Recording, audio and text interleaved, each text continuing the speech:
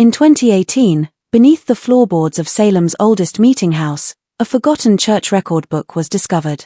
Hidden away, authorities found evidence within it of over 200 missing persons connected to the Massachusetts witch trials, individuals' history never recorded. Meticulously documented in the private ledger of Salem's most powerful family were the names, alongside execution dates, property valuations, and chilling notations like acquisition complete beside each victim. While history recalls 19 official Salem executions, the true number, this document suggests, approached 237. Through strategic record-keeping, most victims were erased from the public record. Even more disturbing was the systematic transfer of each disappeared person's property to the same three men: Judge Ezekiel Blackwell, Reverend Nathaniel Blackwell, and Sheriff Josiah Blackwell. Three brothers whose descendants, to this day, still own over 40% of Salem's historic district. The most haunting detail? The final entry, dated October 1720. Beside a young woman's name, it contains only 5 words: Mercy Blackwell. Family matter resolved. Before we continue with the story of the Blackwell dynasty and their reign of terror, I must point out that this channel isn't for everyone. Only those brave enough to face history's darkest truths should continue watching. If you're one of the select few who seeks out these hidden horrors, subscribe now and tell me in the comments which state you're listening from. These are the stories most channels fear to tell, and we're just getting started. Let us travel back to Colonial, Massachusetts, where the seeds of this forgotten nightmare were first planted. The year 1692 marks not just a dark chapter in American history, but the beginning of a conspiracy far more sinister than most historians dare acknowledge. Gripped by fear was the community of Salem in 1692. Nestled among the dense forests of Massachusetts Bay Colony, the settlement of roughly 500 souls clung to rigid Puritan beliefs as protection against both the wilderness surrounding them and the perceived evils lurking within their midst. The village consisted of a central meeting house, several dozen wooden homes clustered nearby, and outlying farms scattered throughout the surrounding countryside. Every aspect of daily life was dominated by the Puritan faith, with strict observance expected from all community members. A position of unparalleled influence was held by the Blackwell family. Directly across from the meeting house stood their stately 2-story home. A rare luxury, its glass windows gleamed in the afternoon sun. The local court was commanded with unwavering authority by Judge Ezekiel Blackwell, the eldest brother at 46. His deep-set eyes missed nothing, and his decisions were considered as final as scripture itself. Despite his comfortable living, he maintained the appearance of Puritan humility, wearing simple black attire while secretly amassing influence. Reverend Nathaniel Blackwell, 2 years younger than Ezekiel, delivered fire and brimstone sermons each Sunday that left the congregation trembling. From a whisper to a thunderous roar that seemed to shake the very rafters of the meeting house, his voice could shift. With his gaunt frame and intense gaze, many believed he could see directly into a person's soul to detect the slightest impurity. The laws his brothers established and interpreted were enforced by Sheriff Josiah Blackwell, the youngest brother at 41. A powerfully built man with a perpetual frown, he carried a distinctive carved walking stick that many claimed had broken more bones than any other weapon in Essex County. Together, these 3 men controlled every aspect of Salem's governance, spiritual guidance, and law enforcement. But Salem was changing. New merchants were establishing businesses, creating competition for the Blackwell's trading interests. Families like the Putnams and Proctors were gaining influence, threatening the brothers' iron grip on the community. To maintain their position, something needed to be done, and the first whispers of witchcraft provided the perfect opportunity. Unusually harsh had been the winter of 1691 to 1692. Food stores ran low, illness spread through cramped households, and tensions rose as families struggled to survive until spring. In the Reverend Blackwell's home, his 16-year-old niece, Mercy, observed the growing anxiety with quiet concern. The daughter of Ezekiel, she had been raised in her uncle's home after her mother's death in childbirth, receiving an education unusual for a young woman of the time. Not only English, but also some Latin could Mercy read and write, skills she employed keeping records for her uncle's church. With her copper-colored hair, always carefully covered by her cap as Puritan modesty demanded, and thoughtful grey eyes, Mercy moved through Salem like a quiet shadow, observing much, but speaking little. She dutifully recorded baptisms, marriages, and deaths in the church ledger, never questioning why her uncle sometimes instructed her to make entries in a separate, smaller book that he kept locked in his personal desk. At night, she would often hear her father and uncles talking in hushed tones in her uncle's study, their voices occasionally rising in what sounded like excited planning before falling silent when anyone approached. On a bitter February evening, as Mercy carried firewood to her uncle's study, she paused outside the door, hearing her father's voice raised in unusual animation. "The widow Porter's land adjoins the river access we need," Ezekiel was saying. "With her husband gone, she'll never maintain it properly. Twice now she's refused to sell to me," replied Josiah, his deep voice tinged with frustration. "Perhaps," said Nathaniel, his tone measured and cold, "the widow Porter might soon face troubles of a different nature. I've heard disturbing reports of strange behavior. Times like these require vigilance against the devil's influence." A chill that had nothing to do with the winter cold ran down Mercy's spine as her uncle's laughter mingled together. 2 weeks later, when the first accusations of witchcraft erupted in Salem Village, Mercy couldn't help but remember that conversation and wonder at the coincidence. Like wildfire through the dry kindling of Salem's fears, the accusations spread. Young girls writhing on the meeting house floor, claiming invisible torments. Respectable wives suddenly named as consorts of Satan. Farmers accused of blighting crops and killing livestock. And at the center of it all stood the Blackwell brothers. Ezekiel solemnly presided over hasty trials, Nathaniel provided theological justification for the proceedings, and Josiah dragged the accused from their homes in the dead of night. What began with 3 accused witches in February swelled to dozens by May. The jail overflowed with frightened prisoners awaiting trial. The community fractured as neighbor accused neighbor. Old grudges were suddenly recast as evidence of malefic influence. Through it all, Mercy dutifully recorded names in her uncle's private ledger, never questioning why so many of the accused owned property that her father had previously expressed interest in acquiring. When the widow Porter was arrested on a rainy April night, Mercy finally began to understand the terrible pattern unfolding before her. Through the village, the widow's screams echoed as Josiah and his deputies dragged her from her home.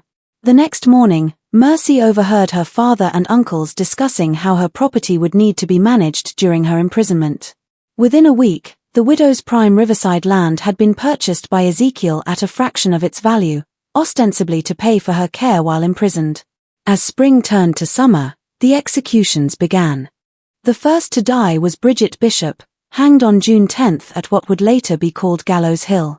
From a distance, Mercy watched as the woman's body swung from the branch of a great oak, her uncle's voice rising in prayer for the soul of the condemned witch.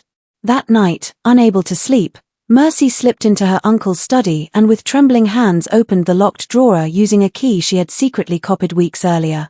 In the dim light of a single candle, she opened the leather-bound ledger and began to read. What she found turned her blood to ice. Not only the names of the accused and their supposed crimes were contained in the book, but detailed inventories of their properties, debts, and assets. Beside each entry, notations showed how these holdings had been or would be acquired by the Blackwell brothers at severely reduced prices. Most disturbing were the names, dozens of them, that Mercy had never heard mentioned in the public trials. Names followed by dates of execution and the simple phrase matter concluded or acquisition complete. If what she read was true, her father and uncles had not only manipulated the witch panic for financial gain but had conducted secret executions of people who were never officially charged. Their disappearances were attributed to flight or abandonment of the community. The official count of witch trial victims, which would eventually reach 19 in the public record, was dwarfed by the true number recorded in this hidden ledger. Just when we thought we'd seen the depths of human cruelty, the horror in Salem intensifies. If this story is giving you chills, share this video with a friend who loves dark historical mysteries. Hit that like button to support our quest for truth. And don't forget to subscribe to never miss stories like this. Let's discover together what happens next as Mercy Blackwell's world unravels around her. No relief was brought to Salem by the summer of 1692. As the humid air hung heavy over the settlement, even thicker was the stench of fear and suspicion. Trials continued at a frantic pace, with Judge Ezekiel Blackwell presiding over hearings that rarely lasted more than an hour before guilty verdicts were pronounced. The accused were given a simple choice: confess and implicate others, or maintain innocence and face execution. With growing horror, Mercy watched as more and more names filled the pages of her uncle's secret ledger. The pattern became unmistakable. Those who owned valuable property or had opposed Blackwell family interests were disproportionately targeted. Even more disturbing were the private examinations conducted in the basement of the Blackwell home, where Sheriff Josiah employed methods to extract confessions that left prisoners with broken fingers, dislocated joints, and sometimes much worse. On a particularly oppressive July evening, Mercy was instructed to bring refreshments to her father and uncles in the basement. Descending the narrow stairs, the bitter smell of copper and sweat assaulted her senses before she could see what awaited her. In the dim lantern light, she discovered Goodman Thomas Putnam, a prosperous farmer who had refused to sell his mill to Ezekiel, strapped to a chair, his face nearly unrecognizable from the beating he had endured. His fingers were splayed at unnatural angles where they had been systematically broken. "Ah, Mercy." Just in time, her father said casually, taking the tray from her trembling hands. "Goodman Putnam has just remembered witnessing Goody Proctor communing with the devil. Isn't that fortunate?" Putnam's eyes, swollen nearly shut, found Mercy's across the room. "They made me say it," he whispered. "God forgive me. They made me say it." Sheriff Josiah's walking stick cracked across Putnam's jaw with sickening force. "The devil makes you say many things, Putnam. But now you speak God's truth, do you not?" Mercy fled upstairs, her heart pounding against her ribs like a trapped bird. That night, unable to sleep, she crept once more into her uncle's study and made careful copies of several pages from the secret ledger, hiding them beneath a loose floorboard in her bedroom. Whatever happened, someone needed to know the truth of what the Blackwell brothers had done and continued to do. As August arrived, a disturbing new development emerged.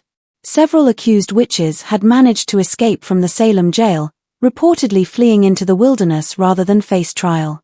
At least that was the official account spread by Sheriff Josiah. But Mercy, who continued to secretly access her uncle's records, found different information in the ledger. Names of the escaped prisoners appeared with notations like "questioned privately" and "disposed of, swamp burial." One entry particularly chilled her: Rachel Nurse, resistant to questioning. Eliminated quietly. Property transferred successfully. Family informed of escape to Rhode Island. The realization struck Mercy with the force of a physical blow. Her uncles and father were not merely manipulating the trials for financial gain. They were murdering those who resisted their schemes and disposing of the bodies in secret. The official witch trial executions were only the public face of a much larger, more sinister operation. Determined to gather evidence, Mercy began taking calculated risks. She volunteered to deliver food to the prisoners in the Salem jail, smuggling in small scraps of paper and charcoal so they could write testimonies about their treatment. She quietly approached relatives of the escaped prisoners, asking innocent-seeming questions about whether they had received any word from their missing loved ones.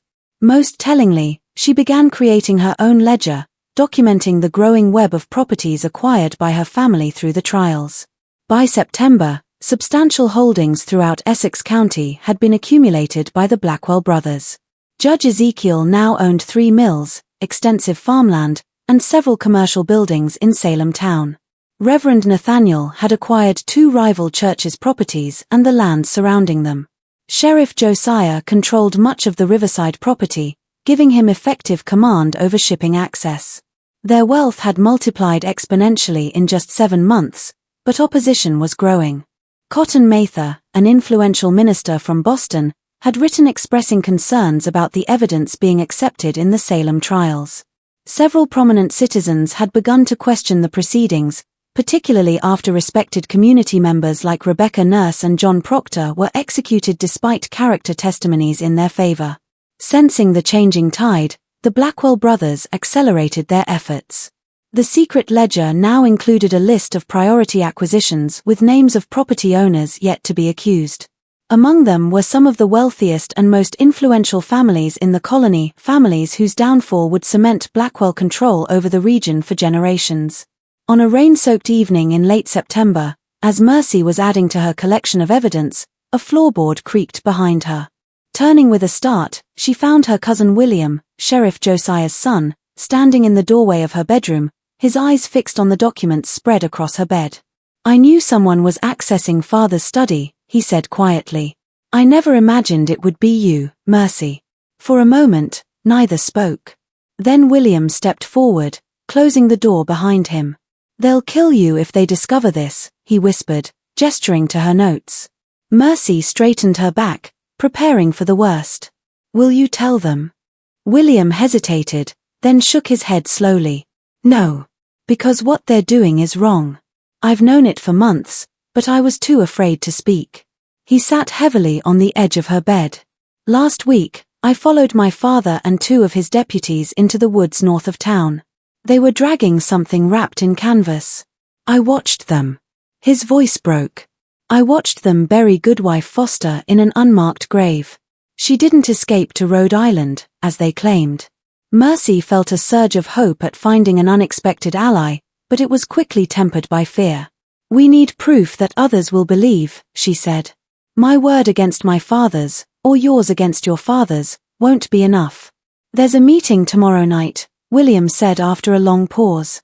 "All 3 of them in Uncle Ezekiel's study. They're planning something big, something they're calling the final acquisition phase. If we could somehow hear what they're planning."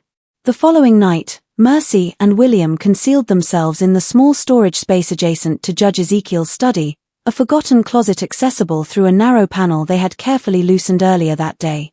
Through the thin wall, they could hear the Blackwell brothers clearly as they gathered around the judge's desk. "The timing must be perfect," Ezekiel was saying, his quill scratching across parchment as he spoke. "When Governor Phipps returns from Boston next month, these trials may be restricted. We must secure the remaining properties before then." "Ambitious is the list," Nathaniel observed. 17 families in 3 weeks. "Even with our efficient methods, that presents challenges." "We'll accelerate the private examinations," Josiah replied, his voice cold and businesslike. "Those who won't confess and implicate others need not reach the public gallows. The swamp has room enough." "What of the Corwin estate?" Ezekiel asked. "That's the prize that will establish our shipping monopoly." "I've already planted evidence at Corwin's home," Josiah said with grim satisfaction. "A poppet with pins hidden beneath the floorboards of his kitchen. We'll discover it tomorrow during a search. By week's end, his properties will be ours." As the brothers continued detailing their plans, Mercy and William exchanged horrified glances in the darkness of their hiding place.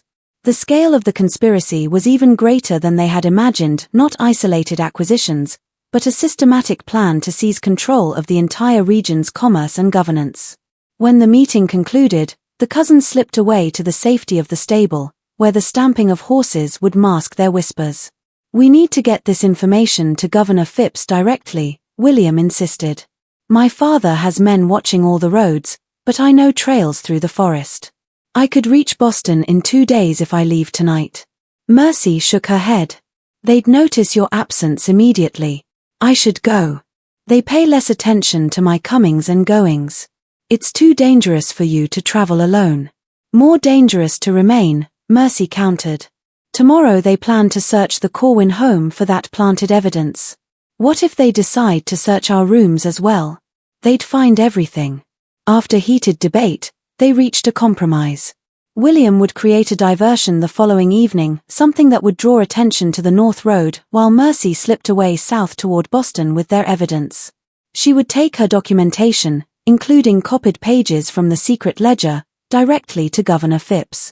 The next day passed in excruciating slowness as Mercy made careful preparations, concealing documents in the lining of her cloak and securing a small packet of food. As dusk approached, William departed on his errand, promising to start a small fire in an abandoned barn north of town, enough to draw attention, but not endanger anyone. Mercy waited for the alarm to sound, her small travel sack hidden beneath her bed. But as the church bell began to toll, signaling an emergency, her bedroom door burst open. Sheriff Josiah stood in the doorway, flanked by 2 deputies, his face twisted in cold fury. "Mercy Blackwell," he intoned formally. "You are hereby charged with witchcraft and conspiracy against godly authority." Behind him appeared her father and uncle, their expressions unreadable. "Search her room," Ezekiel ordered. "The devil leaves evidence of his influence." With practiced efficiency, the deputies tore apart her small chamber, quickly discovering her hidden documents and the travel sack. Josiah examined the papers, his face darkening with each page he reviewed. "It seems my niece has been quite busy," he said, handing the documents to his brothers. "Recording her meetings with the Dark One, planning to spread lies about godly men." "How did you know?" Mercy whispered, her voice barely audible. Ezekiel stepped forward, his cold eyes fixing on hers. "William has always been a loyal son. Did you truly believe he would betray his family for a foolish girl's fantasies?" The betrayal struck Mercy like a physical blow. She had trusted her cousin completely, never imagining he would lead her into a trap. "Take her to the special holding room," Nathaniel instructed. "We'll begin her examination immediately. By morning, I expect she'll be eager to confess her sins and name her accomplices." As the deputies dragged her from the room, Mercy caught a glimpse of William standing in the shadows of the hallway, his face expressionless. Only the slight trembling of his hands betrayed any emotion as he watched his cousin being taken away.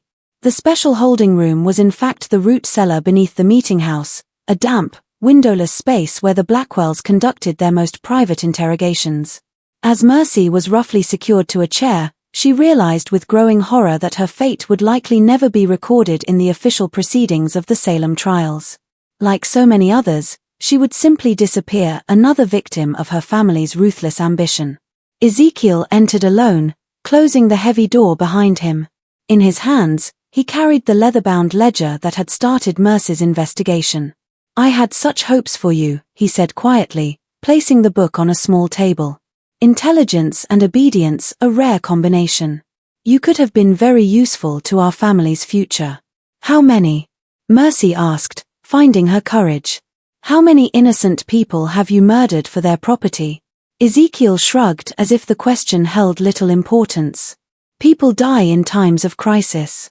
Some publicly, as examples. Others more discreetly, when public executions might raise uncomfortable questions." He opened the ledger to its final pages. "The official record will show 19 executions when this business concludes." "The actual number?" He smiled thinly. "Let's just say the Blackwell legacy will be secure for generations." "You won't get away with this," Mercy insisted, though her voice wavered. "Governor Phipps will investigate. Others are already questioning the trials. By the time any investigation occurs, evidence will be scarce and witnesses scarcer still." Ezekiel picked up a quill and dipped it in ink. "Now I have a final entry to make in this book.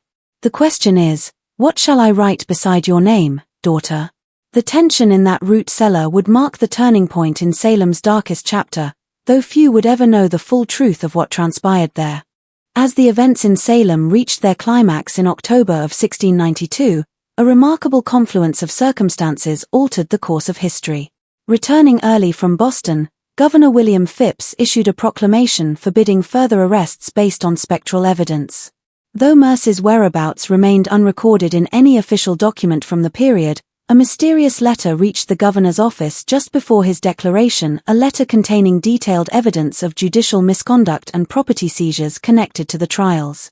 The turning point came on October 29, 1692, when the Blackwell brothers' private ledger was discovered by colonial officials during an unannounced inspection of court records.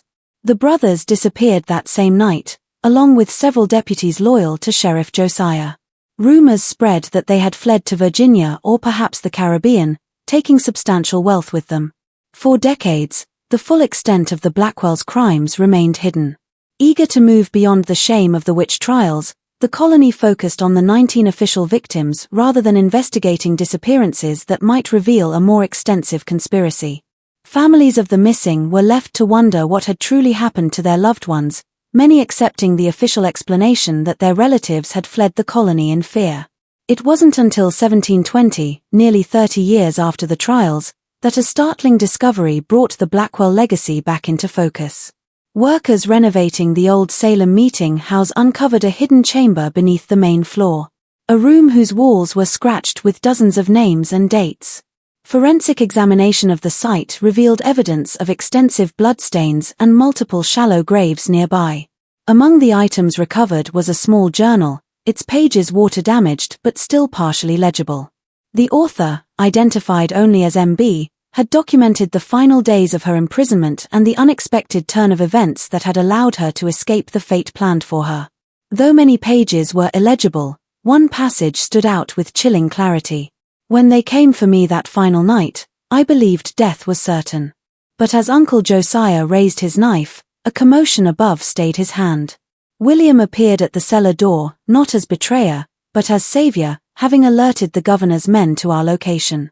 In the chaos that followed, I witnessed what I can only describe as divine justice.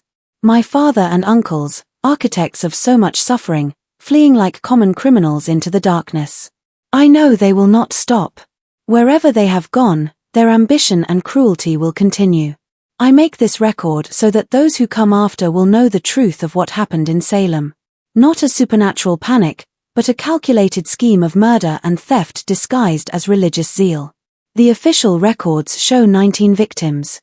The true number approaches 237 souls, their names recorded in the Blackwell ledger, and on these walls where many breathed their last. I write this in October 1720, having returned to Salem after years in hiding, determined that the truth will not remain buried forever. The journal ends abruptly mid-sentence, its final page stained with what appears to be blood. No record exists of what became of Mercy Blackwell after this entry, though local legend suggests she may have been the final victim of her family's legacy, perhaps tracked down and silenced by relatives determined to protect the Blackwell name. The passage of time often buries the darkest secrets, but sometimes the truth finds ways to surface, no matter how deeply it was buried. In the centuries since, the Blackwell descendants scattered throughout New England, many changing their name to escape the growing rumors of their ancestors' crimes. Property records show that much of Salem's most valuable land remained in Blackwell-connected families until the mid-19th century, the blood-soaked origins of their wealth obscured by time and deliberate omission from historical accounts. Perhaps most disturbing is the recent discovery of letters dating from 1695 to 1730, suggesting that the Blackwell brothers established a new power base in the southern colonies, where they continued their practice of manipulating local justice for financial gain. Like shadows, reports of disappearances and unexplained property transfers followed their movements, though no formal charges were ever brought against them. The Salem Witch Trials remain one of America's most infamous miscarriages of justice, but the traditional narrative captures only the public face of a much darker conspiracy. While scholars debate the exact number of victims and the full extent of the Blackwell's crimes, the evidence points to a systematic campaign of terror and acquisition that far exceeded the official record.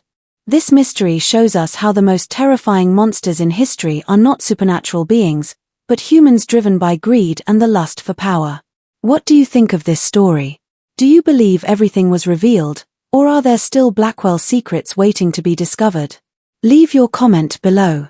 If you enjoyed this tale and want more horror stories like this, subscribe, hit the notification bell, and share with someone who loves historical mysteries. This channel isn't for everyone, only those brave enough to face the darkest truths of our past. See you in the next video.